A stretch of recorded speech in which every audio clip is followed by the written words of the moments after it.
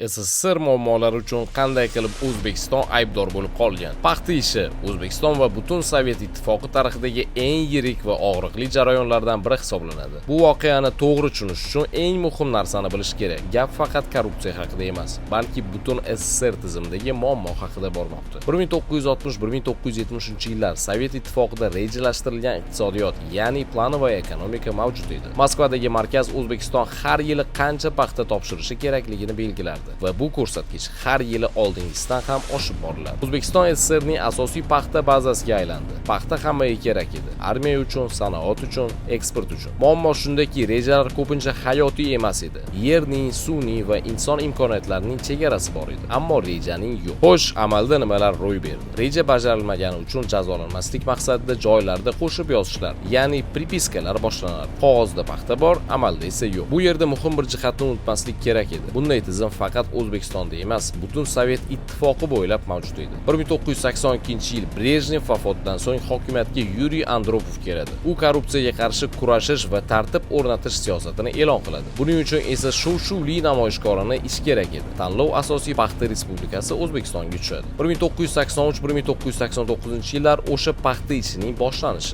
Ommaviy tekshiruvlar, tergov va hibsga olishlar boshlanadi. Rasmiy ma'lumotlarga ko'ra 800 dan ortiq jinoyat qo'zg'atilgan. Minglab odamlar tergovga tortilgan. Partiya rahbarlari, amaldorlar va qishloq xo'jaligi xodimlari sudlangan. O'zbekiston KPMK birinchi kotibi Sharof Rashidov ham bosim ostida qoladi. Uning nomi vafotidan so'ng korrupsiya ramziga aylantiriladi. Holbuki ko'plab qarorlar markazning to'g'ridan-to'g'ri ko'rsatmalari asosida qabul qilingan edi. Ko'plab ishlar bosim ostida statistika uchun olingan iqrorlar bilan, namoyishkorona qat'iylik bilan olib borilgan. Lekin eng qizig'i, Moskva paxtani har qanday narx evaziga talab qilgan. Ammo tizim ishdan chiqqach, ayb tizimga emas, balki ijrochilarga yuklangan. Natijada SSSRdagi eng korrupsiyalashgan respublika degan tamg'a O'zbekistonga yopishtiriladi. 1980-yillarning oxirida qayta baholash boshlanadi. Mikhail Gorbachov davridagi qayta qurish jarayoni bilan quyidagilar ayon bo'ladi. Qo'shib yozishlar butun SSSR bo'ylab mavjud bo'lgan. Rejalar sun'iy ravishda oshirilgan. Nazorat esa rasmiy tusda bo'lgan. SSSR parchalangandan so'ng esa O'zbekistonning birinchi prezidenti Islom Karimov rasman shuni ta'kidlaganki, paxta ishi siyosiy repressiya bo'lgan. O'zbekiston esa qulay aybdorga aylantirilgan. Keyinchalik sudlanganlarning ko'pchiligi reabilitatsiya qilingan. Bundan ham qiziqarli videolarni o'tkazib bormaslik uchun boshqaruvni tuzga obuna bo'lishni unutmang.